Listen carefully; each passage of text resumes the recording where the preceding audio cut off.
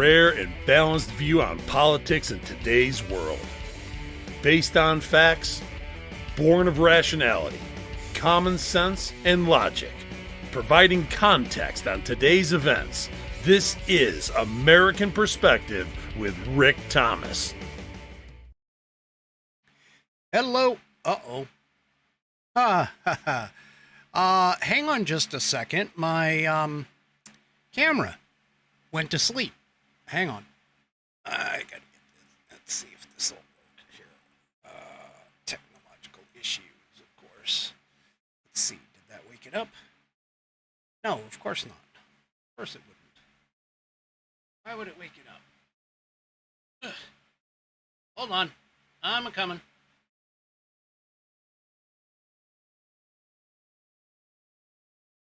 I promise I'm coming.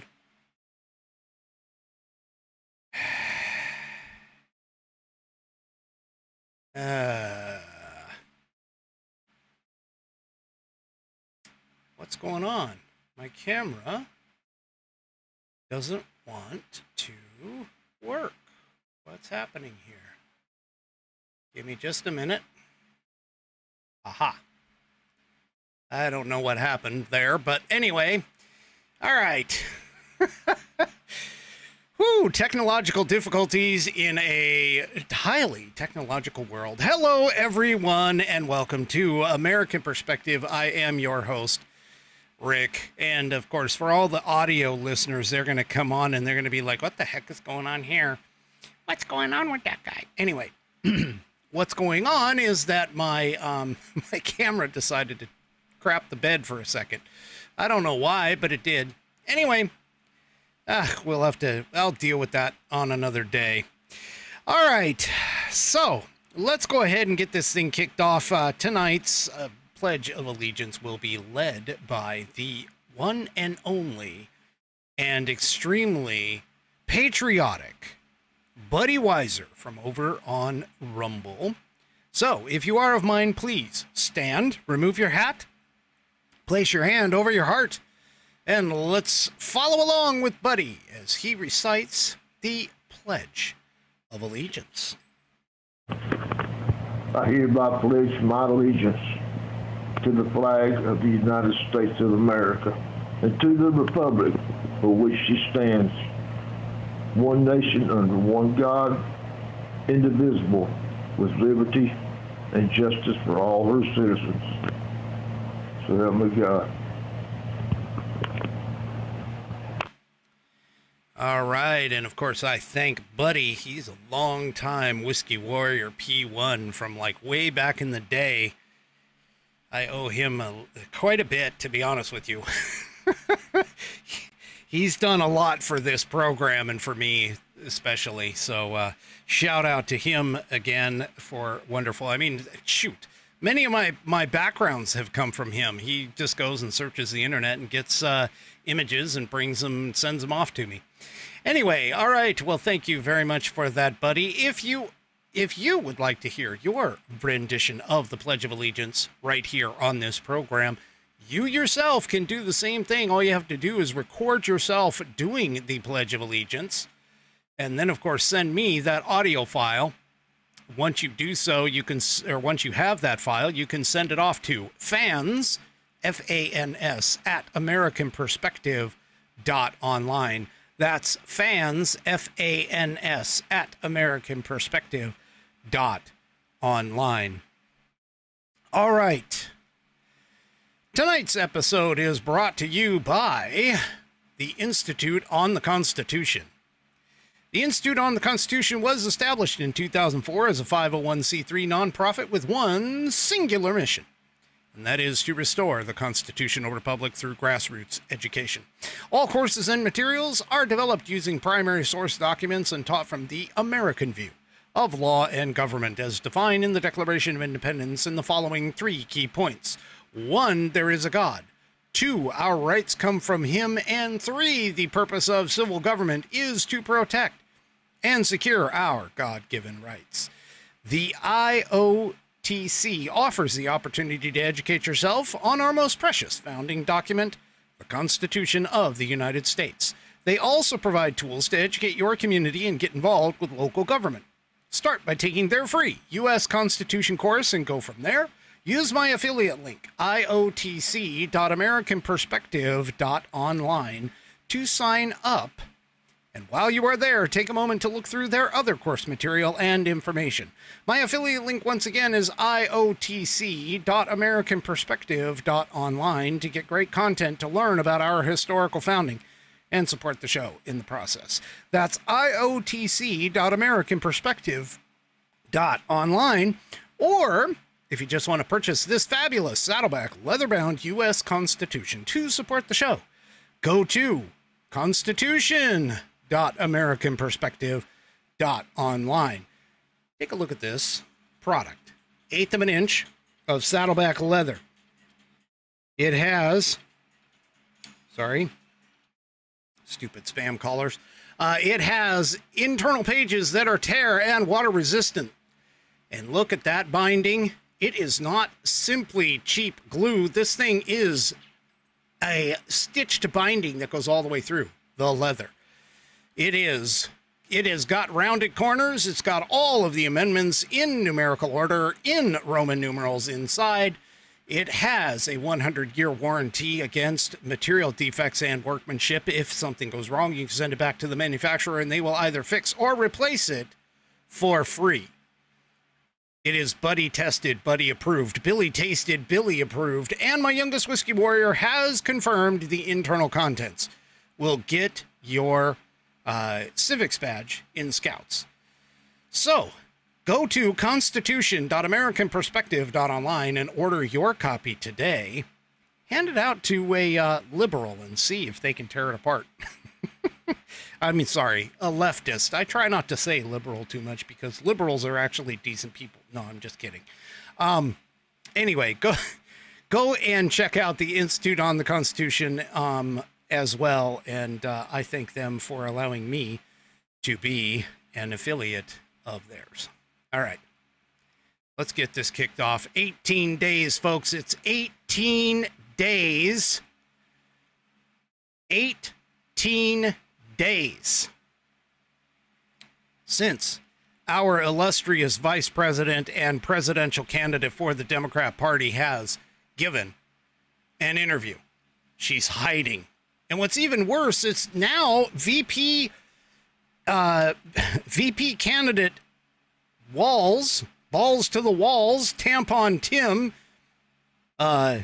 stolen valor Tim, lying Tim is also doing the exact same thing. There was they were on the tarmac at one point and they were talking, to, I guess, some family members or something, photo opportunities, and the press were yelling questions at them.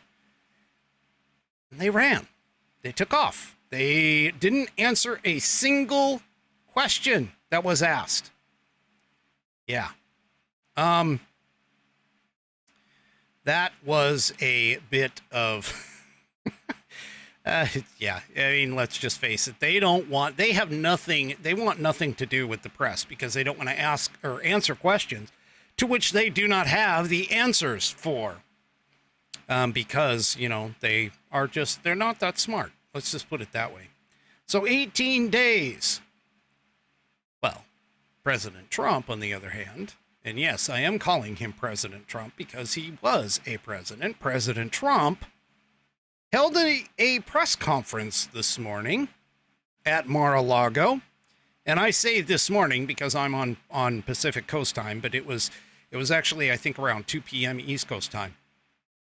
And he did it all, for the most part, outside of just notes. He did it extemporaneously. He answered questions. He commented on those questions, saying that some of the questions were completely stupid, so on and so forth. And yeah, it was interesting. But what came out of it, though, originally was that Trump announced that he agreed to do 3 debates.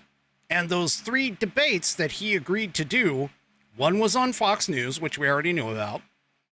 Another one was on NBC, and the last one was on ABC. Now, reportedly, and this is our first kickoff for tonight.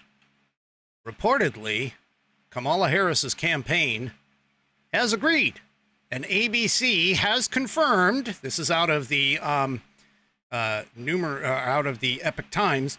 ABC News confirms that Trump and Harris agree to the September 10 debate.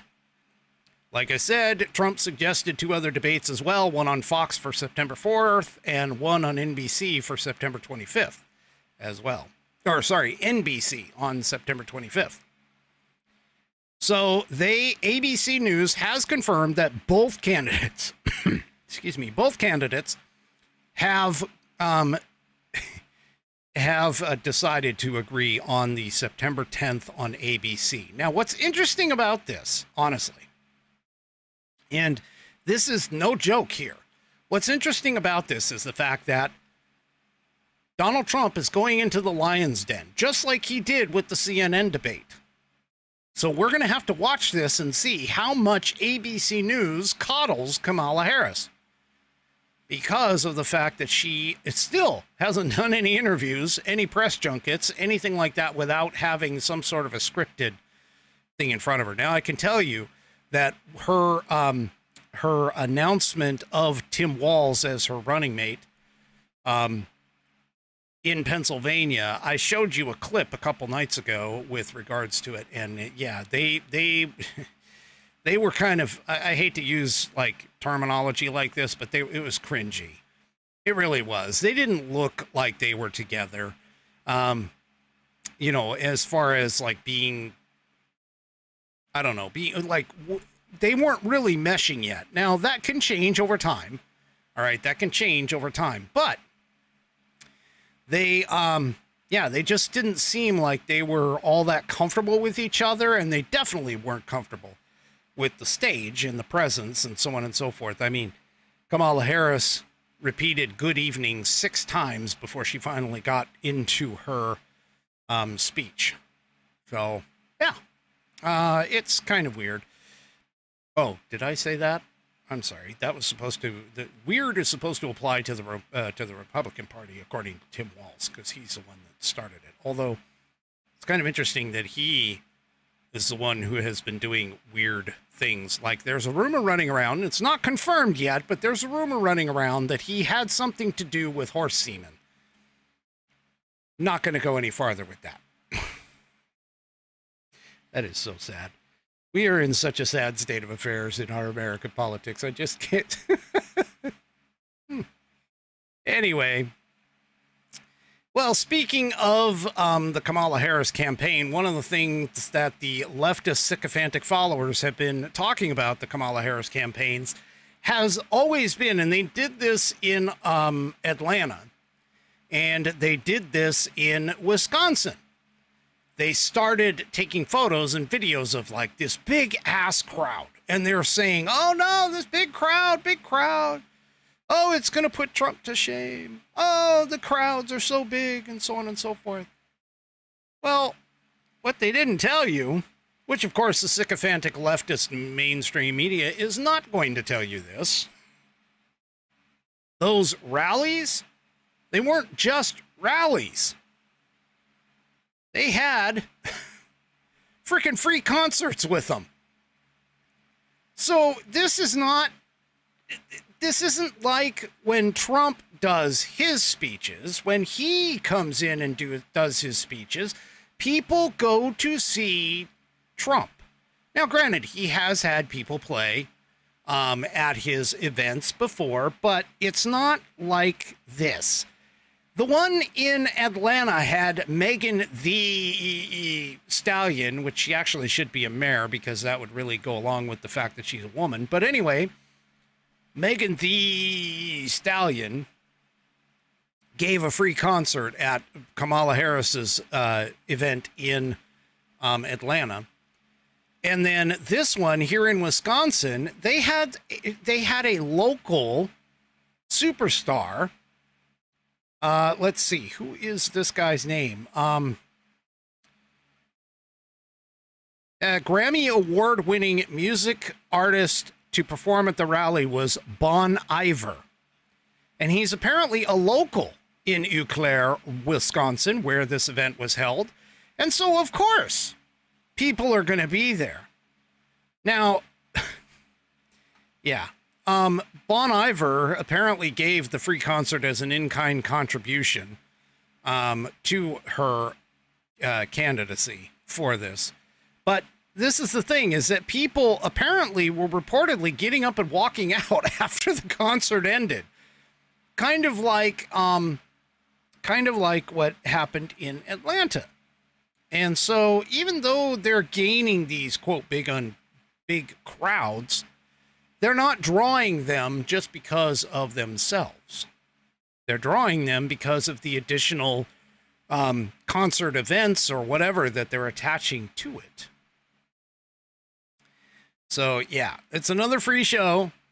Another instance of when folks walk out when the band is done. So, yeah. They gotta do this. So, here, this was a person, John Basham on X, who was talking about it. Many of the people who attended the Kamala Harris Atlanta rally, this is at Atlanta, were only there to see the opening act. After Harris began speaking, hundreds of attendees started walking out. Yeah.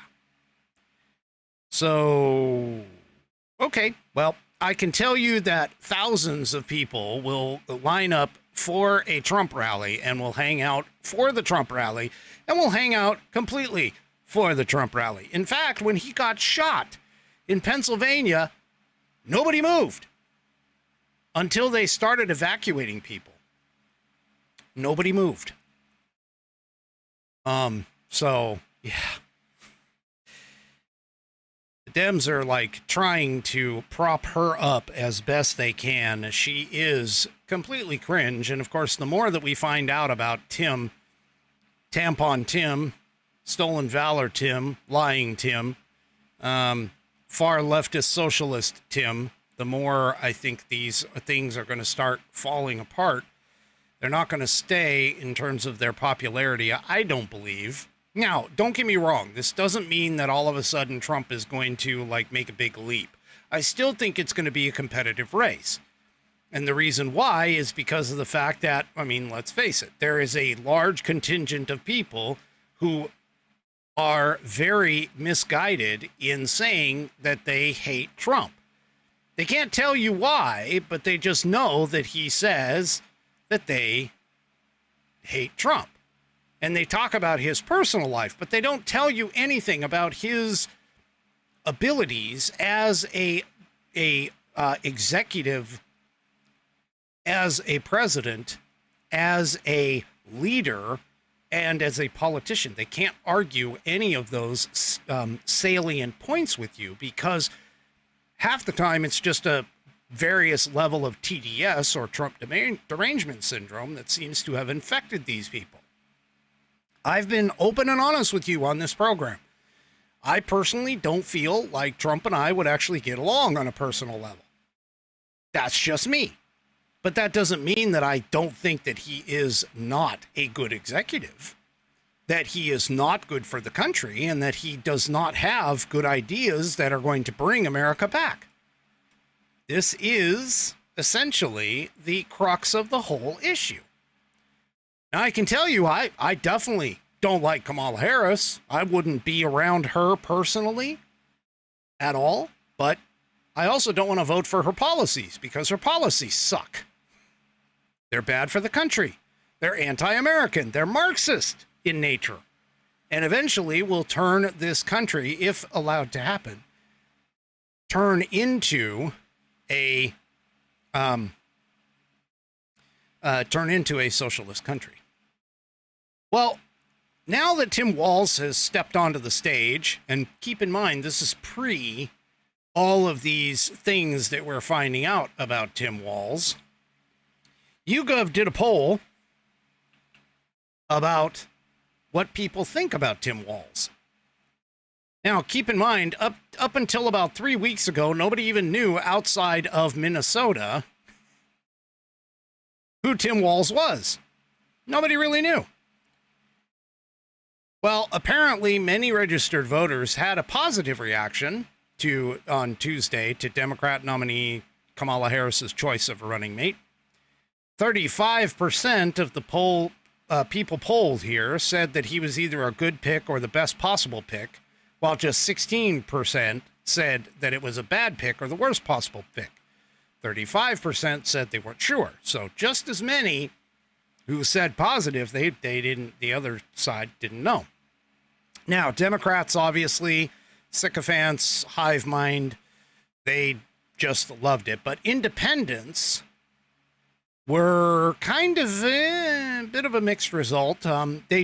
More independents said it was a good or best choice, whereas about half said that it was bad. About half as many said that it was bad or worse. Obviously, the Republicans, of course, know what the thing is. But what's interesting is 40% of the Republicans said they weren't sure. Well, I don't think that's the case today.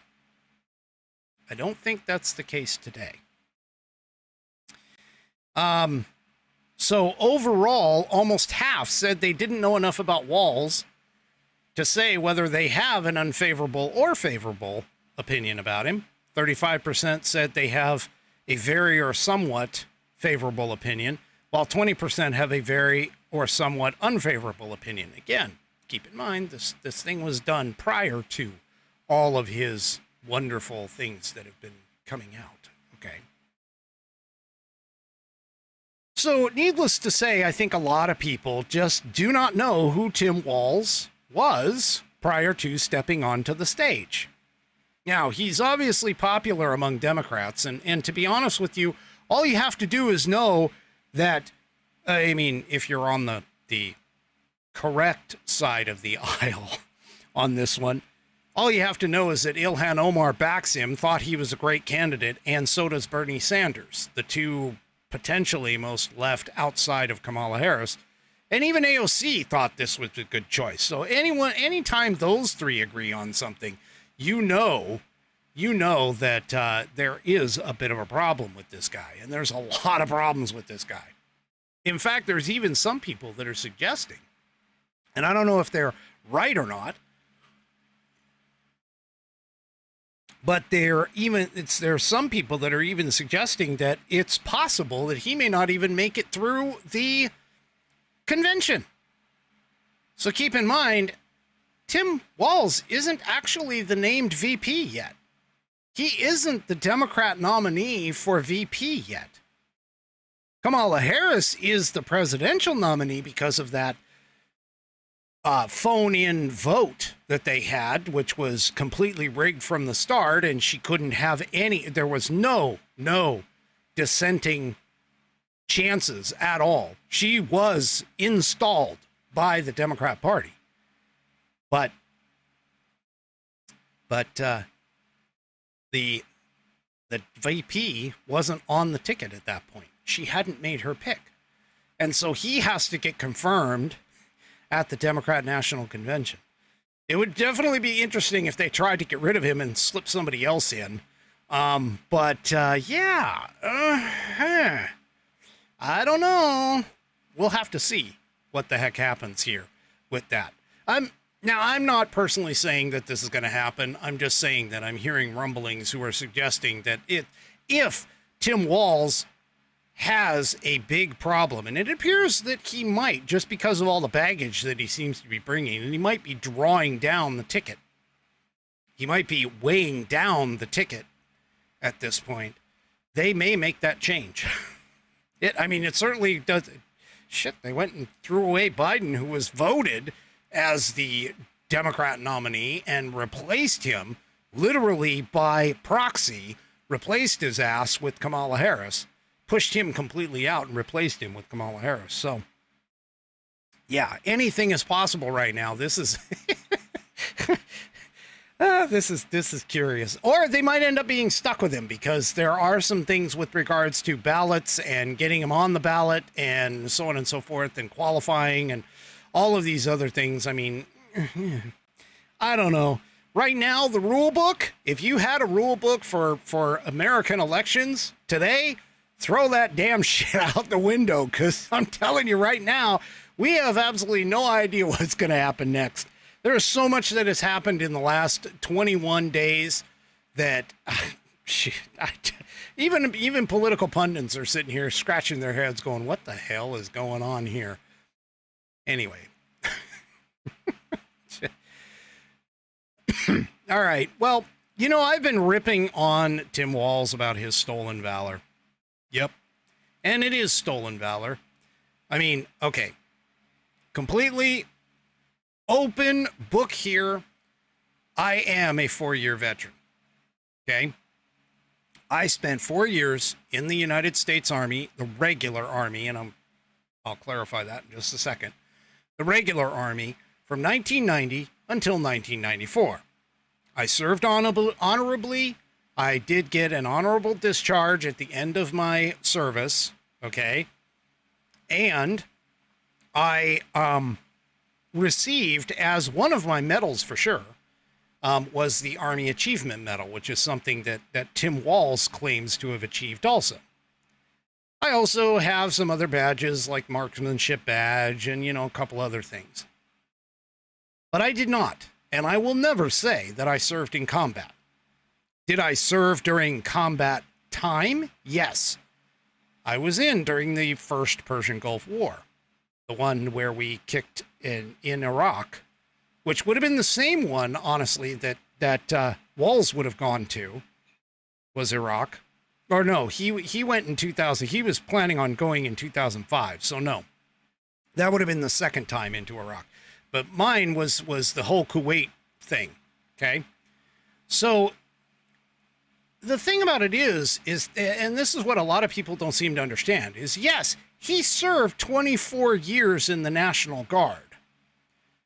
But let me explain something to you about the National Guard. The National Guard, outside of basic training and whatever individual training that they may have, the National Guard, generally speaking, is 1 weekend a month and 2 weeks a year. That equates to 38 days of being in uniform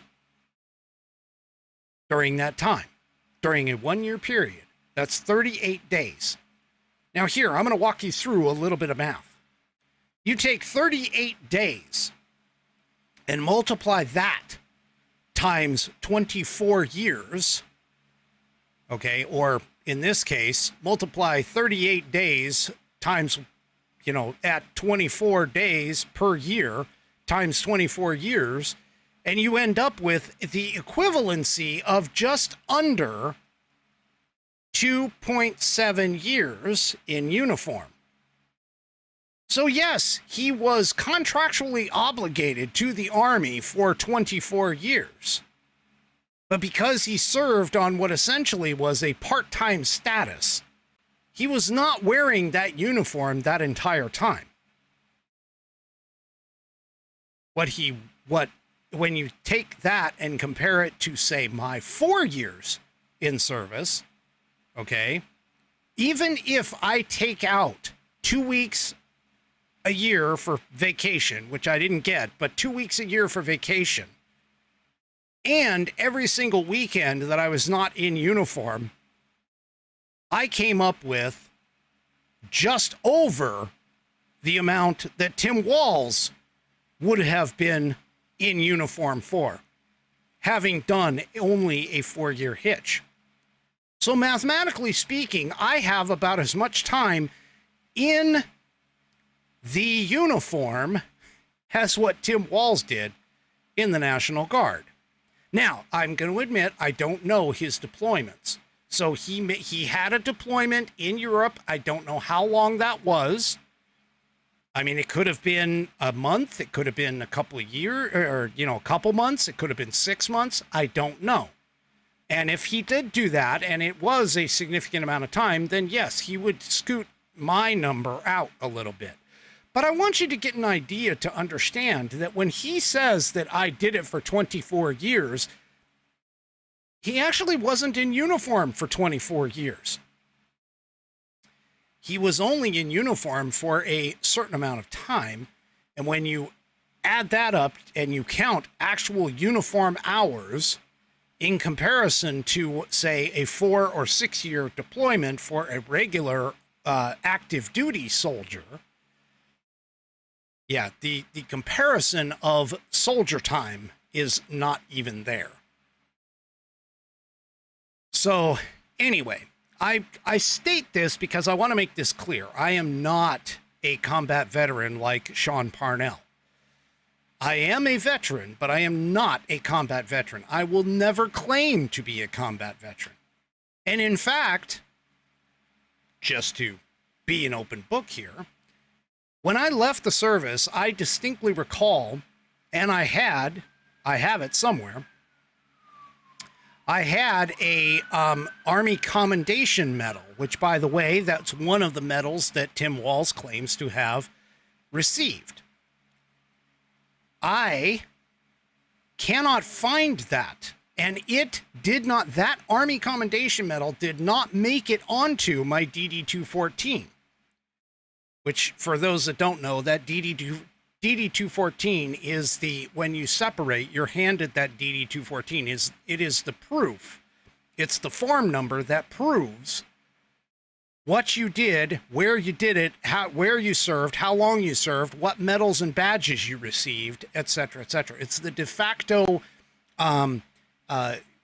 book on your time in service, okay? For everything that you have done, it's part of your file, for the most part. Without all the details. I mean, it's just basic information, but still. Because that medal that I received did not end up on my DD-214, I've been attempting to get that amended.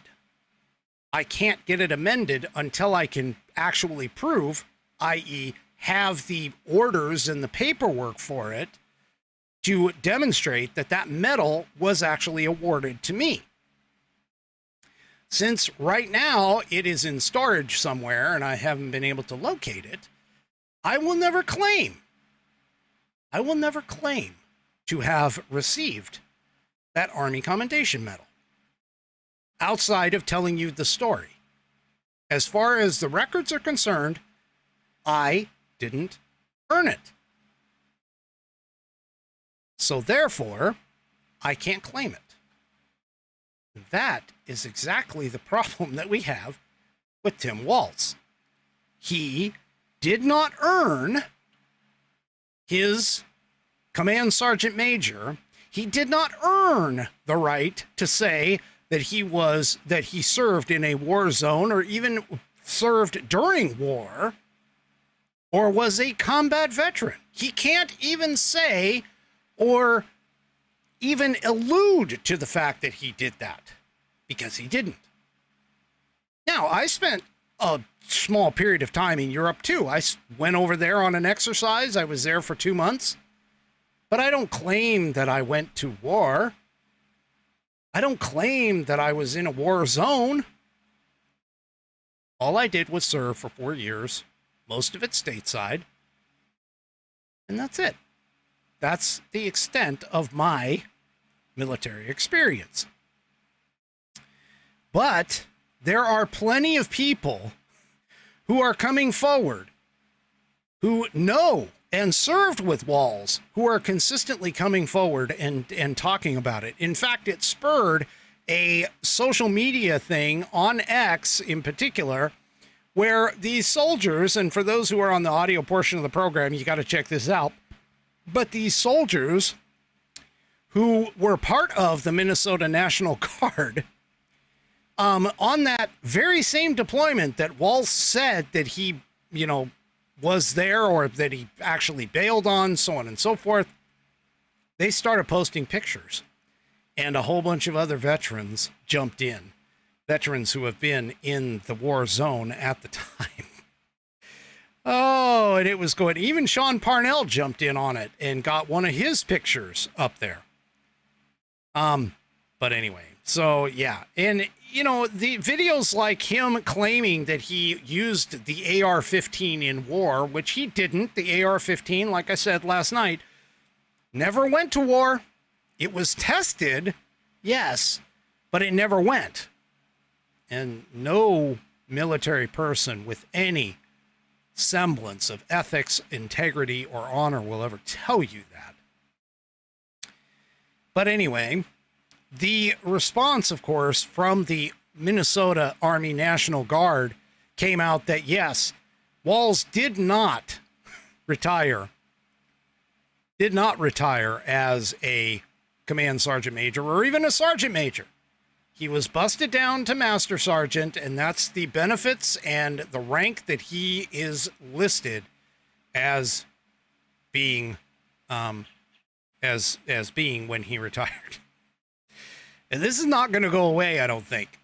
Everybody has picked up on this. Every veteran, every combat veteran has all picked up on this. And believe me, the socials are going wild over all of this stuff. This is going to be a big problem for him. A big problem. Stolen valor and acting like you've done stuff is a big affront to those that went. Which is why somebody who has served should never have done. Never. He never should have mentioned it. Well, the press is trying to make out J.D. Vance as being a person who is not a combat veteran. And honestly, whether he served in combat doesn't really matter as far as that goes. He served in a combat zone. There were a lot of people that went over and never actually got into a firefight. But they are, essentially, they served in a combat zone, and that's all that J.D. Vance ever claimed, was that he was a veteran who went to Iraq. He's never once said that he was a part of a battle. He's never once said that. In fact, he was over there as a combat correspondent. Not that I'm laughing at him for that, no. But there's cooks that went over there and had to actually get into firefights and stuff. So there's just no comparison. J.D. Vance is 4 years. Okay, J.D. Vance is 4 years compared to Tim Walz's half-time, not even half-time, quarter-time, 24 years. They equal the same amount of time in uniform. But J.D. Vance edges him out because, of course, he went and served in a war zone. Not as a combat veteran, but went and served in a war zone. This is going to be a big problem. I wonder what things are going to do for that. Mark over on Facebook asks if my boot camp played Lee Greenwood on day 5. I'm going to tell you right now, I don't recall. There's very, very little of that that I remember from a day-to-day kind of thing. There's certain flashes and things that I do recall, but yeah, I don't recall that. I don't think so. I remember my drill sergeants very well. I can remember their names, I can remember their faces, and I definitely remember the one drill sergeant that after he came back from his honeymoon after being married. Oh boy. Yeah. Anyway, I could tell you all kinds of stories about that. That would be somewhat entertaining, but not here, not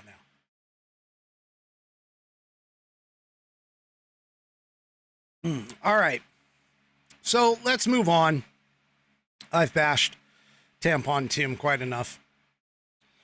So there's a couple of things that came out today that I think are really, really pertinent, especially as we're starting to get closer and closer to the election.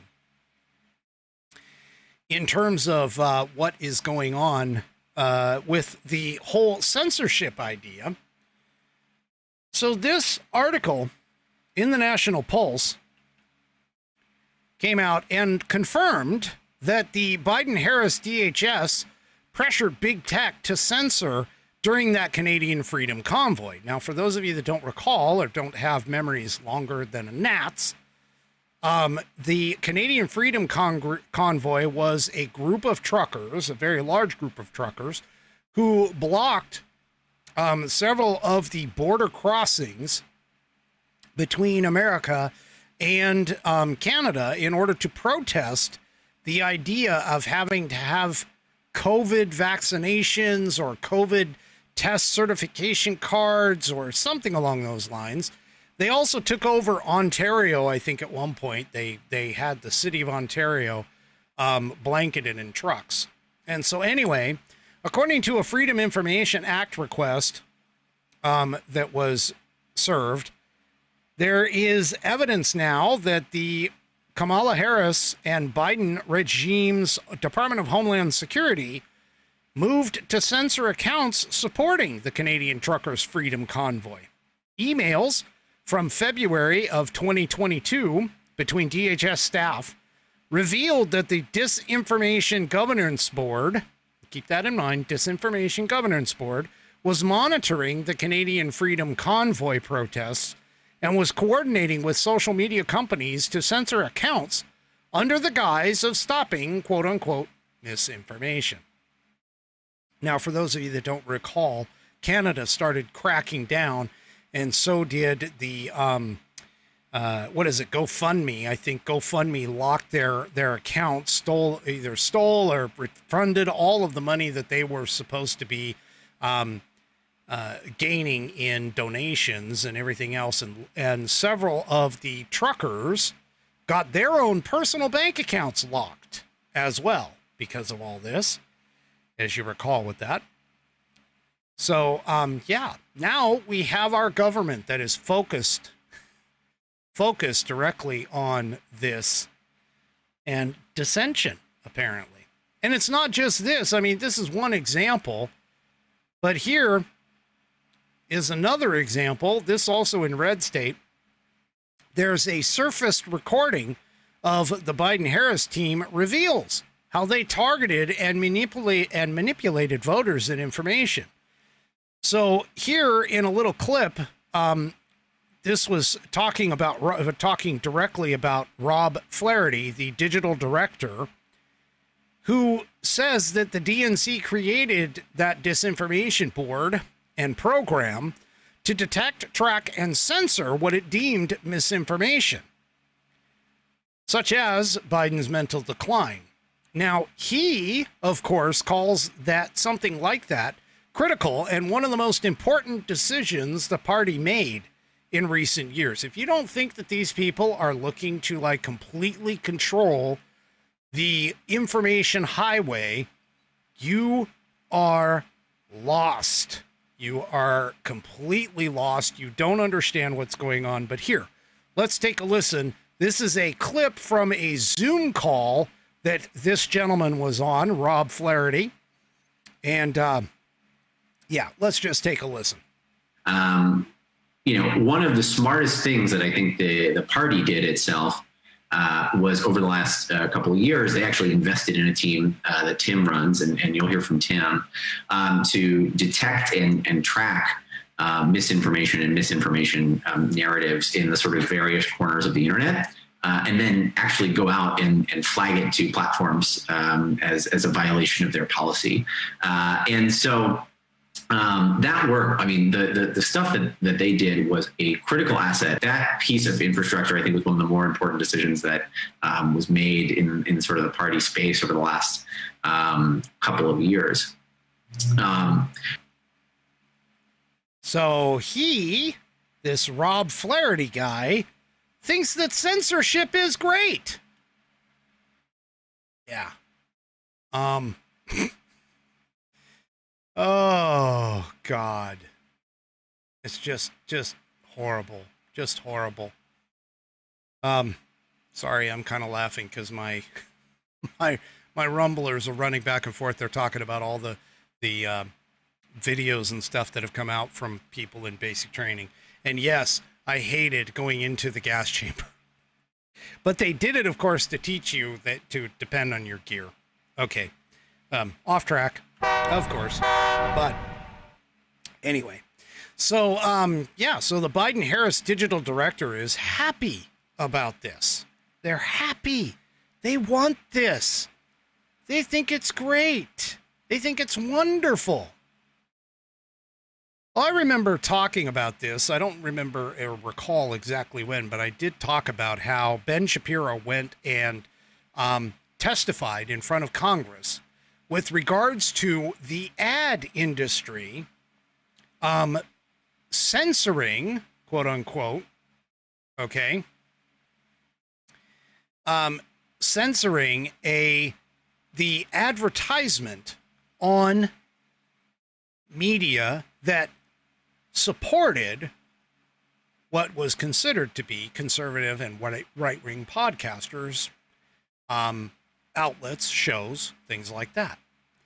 Well, what this was is the GARM project, okay? And GARM stood for the Global Alliance for Responsible Media. And the GARM was essentially a kind of a ranking system and would rank certain classes or certain shows and things like that for advertisers and basically say, yeah, he's not really all that show isn't really all that good for your perception management. You should really go for this show. And of course, the show that they would be saying no to was a conservative show. And the one that they were saying yes to was a Democrat or left-wing show. Well, Elon Musk and Rumble went ahead and filed a lawsuit against the World Federation of Advertisers, who created the GARM project. And now that they filed it, the World Federation of Advertisers has now shut down the GARM project. They said, yep, we're done. We're done. And of course, Elon Musk and Rumble CEOs and stuff all say that this is a big win for the First Amendment. The House Judiciary GOP jumped in as well. The House Judiciary said that this was a big win for the First Amendment, a big win for oversight. The House committee itself brought questions about GARM and their monopoly on the advertisers, their use of that monopoly to influence online speech. That was the hearing that Ben Shapiro was a part of. And so, yep, they're good. They're good. So that thing is gone. Now, that doesn't mean that it's not going to come back, okay? But yeah. The Rumble CEO, Chris Pavlowski, simply wanted to know what they are hiding. And he also has been talking recently about the ad boycott on his platform. In fact, that's where the whole thing about Dunkin' Donuts and boycotting Dunkin' Donuts kind of came into play. Because Dunkin' Donuts, supposedly Chris reached out to Dunkin' Donuts and offered them an advertising contract. And Dunkin' Donuts sent back a response saying, Rumble is too right-wing for our brand. Even though they market their coffee and their donuts and things like that to the working individual. Like, they kind of tailor their advertising not to, say, the Starbucks crowd, but more toward the working person, the blue-collar person, which is exactly where Rumble would fall into play. Now, keep in mind, Rumble is the free speech alternative to YouTube. They don't care, honestly, which side of the aisle you're on. All they care about is that you don't bring porn, things that, are considered completely liable content and that kind of stuff. All they care about is whether or not speech can remain free. And so, yeah, that's what's going on. And Chris Pavlowski put that out on his social media accounts not too long ago with regards to the whole Dunkin' Donuts thing. So they believe, Dunkin' Donuts believes that Rumble is right-wing. Now, granted, the number of right-wing or conservative shows that are out there is probably greater than the number of left-wing shows, but it doesn't mean that the left-wingers can't come here and create a platform. They can't, Rumble doesn't care. They don't care about it at all. Now, the users might, but that's beside the point. Anyway, so I thought that's actually just fantastic and classic and wonderful for the platform that they've decided to shut down the GARM project. Because let's face it, we're going to need, in the conservative space, We are going to need an open forum for conservative podcasters, conservative media, independent content creators such as myself. We need to make sure, because we are the ones who are now running the narrative. We are the ones who are now exposing the truth. We are the ones who are no longer sitting here and trying to blow smoke or sunshine up the public's rear end. We're the ones that are taking on the mainstream media and the narrative of the deep state, the blob, the left, whatever you want to call it. We are the ones. Now, I am not a journalist. I am simply an opinion host. That's all I am. I can grab these stories from all over and I bring them together and I kind of show you what I think is important. And I talk about it. And that's all that I am. I never claimed to be a journalist. And I will never claim to be a journalist. Okay. Let's see. Oh, so you know that I am a big proponent of making sure that citizens are kept from voting in U.S. elections. There's no reason for them to do it. They don't need to be. I mean, they don't pay into the system, really, if they're here illegally. They're not being a citizen, so they really shouldn't have any choice, realistically, in terms of what, what our politics should actually be. Well, and I did a full week's worth, this was a few weeks ago, but I did a full week's worth of exposés with regards to the illegals that are automatically registered, especially at driver's licenses places in certain states around this country, and that those same people receiving ballots had also turned around and put in those ballots or responded to those ballots. I also showed you a video that it demonstrated that there were people who claim to be non-citizens who are actually voting, despite the left saying there's no way. There's no way. It's illegal. No one's doing that. No one's doing that at all. Well, here's yet another example that, yes, illegals are, at the minimum, registered to vote. If they're not actually, I mean, it would be interesting to to figure out whether or not they actually voted or not. But that illegals are actually registered to vote in America. This in the Federalist. Virginia just found 6,303 examples that foreigners are registering to vote. So, Republicans concerned about the integrity of Americans' elections, the legacy media, of course, have twisted themselves into pretzels, trying to convince people that that foreign nationals interfering in the U.S. electoral system is a non-existent problem. So-called journalists and their Democratic political allies regularly claim concerns about non-citizens registering ahead of and voting in the 2024 elections are baseless because it's illegal. I mean, okay, wait, well, hold up. I got to stop reading this for a second. You're telling me that an illegal, just as an example, jumping the border and then being able to register to vote, that they're going to care whether or not it's illegal? They've already done something that's illegal. I mean, okay. Anyway, this is the lack of logic that the left actually has in all of its cases. They will do gymnastics to kind of prove a negative or whatever it is. But anyway, of course, back to the piece. Of course, these self-professed experts on misinformation conveniently decline to mention that there's no enforcement mechanism, which is exactly the problem. That's why the SAVE Act was so important, because it moved enforcement into the registration process.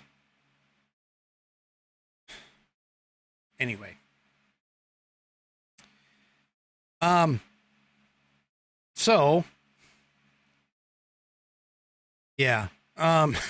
Yet for all their hyperbolic grandstanding in opposition to ensuring eligible Americans have a say in U.S. elections, Democrats have zero legs left to stand on when it's revealed that foreign nationals are, in fact, registering to vote. Yeah.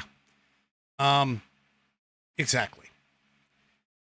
So this is interesting. So Glenn Youngkin, apparently the Virginia governor, put out an executive order directing state agencies to undertake election security efforts ahead of November. And it was revealed on Wednesday that the Commonwealth's Department of Elections has removed more than 6,300 non-citizens in its voter rolls since his administration have taken office. The statement that Youngkin wrote was all data collected by the DMV that identifies non-citizens is shared with ELECT, which uses it to scrub existing voter rolls and remove non-citizens who may have purposely or accidentally registered to vote. And that is exactly what I'm talking about. We can't have just a checkbox, folks. And this is part of the reason why we have the whole idea of the SAVE Act, to prove, beyond a shadow of a doubt, you need to prove before you even register that you are a U.S. citizen. Now, I personally take that one step further and say that the only valid ID, if you're going to use voter ID, the only valid ID that should be allowed is the U.S. passport. Other countries give out their passports. They don't even charge for them. And I actually would be supportive of the fact that when somebody turns 18, they can get their passport for free. And that way, they can use that as their identification when it comes to things like voting. See, I don't believe that driver's licenses should be used because of the fact that, and especially in certain instances, such as proving that you're a U.S. citizen. Okay? I think that it should be something that verifies that, yes, you are actually a citizen, and the U.S. passport would take care of that problem. Because I know in states like mine, it doesn't matter. As long as you can pass the test, you can get a driver's license. They don't even care if you're a citizen or not. It's done. And as I've shown you on this program a couple other times too, that is a common thing for about 50% of the country. So, yeah. Well, last article before I take off for tonight. Apparently, the Biden administration isn't all that confident that Harris is going to win. Why do I say that? Because they are creating all kinds of rules. They're doing all kinds of rule making in order to try and Trump-proof the federal government. Yes, yes, yes. So, and this actually is supposedly going to be a series that the Washington Examiner is going to take a look at how Biden is Trump-proofing the government.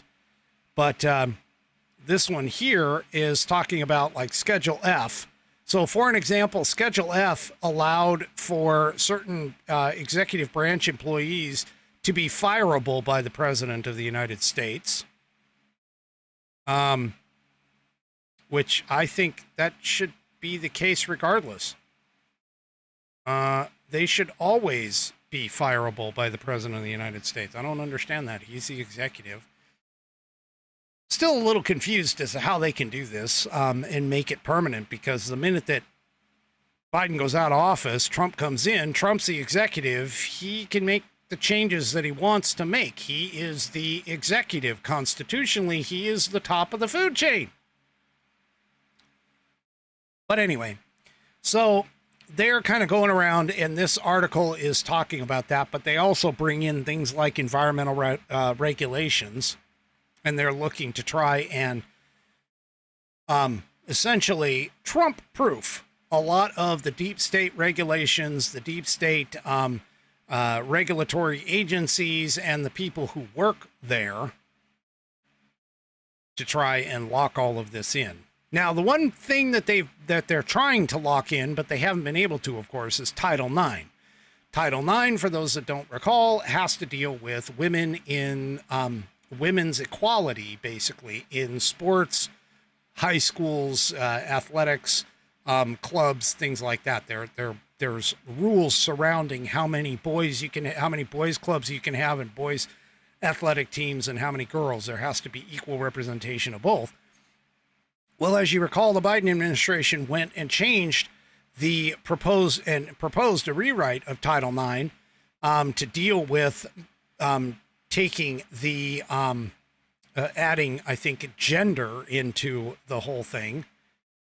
But that has already been held up in court, and the Republican-led House has already voted to undo that rewrite. And take out the definition of gender identities being, or transgender identities being developed as a thing of sex, which is what Title IX was for. So that one may not be enshrined, but anyway. All right, folks, that is it for me this evening. Do me a favor. If you would, head on over to Rumble if you haven't already and get yourself an account. It is free. And once you are there, make sure that you search up American Perspective Channel and make sure you hit that green follow button. If you're already on Rumble or any other of my outlets, please make sure you hit those thumbs up buttons, those like buttons, those we appreciate you buttons, those clap buttons. Not the Tim Walsh clap, but, you know. Anyway, so yeah, if you could go and do that, I would appreciate it. Other than that, I will see you tomorrow night. It'll be Friday, so tomorrow night, 5 p.m. Pacific, 8 p.m. Eastern Time, right here on American Perspective. I do appreciate everybody coming here. Enjoy the rest of your evening, and we will see you all tomorrow. Good night, everybody. The previous broadcast was produced and is owned by Active Eye Media LLC. All rights reserved.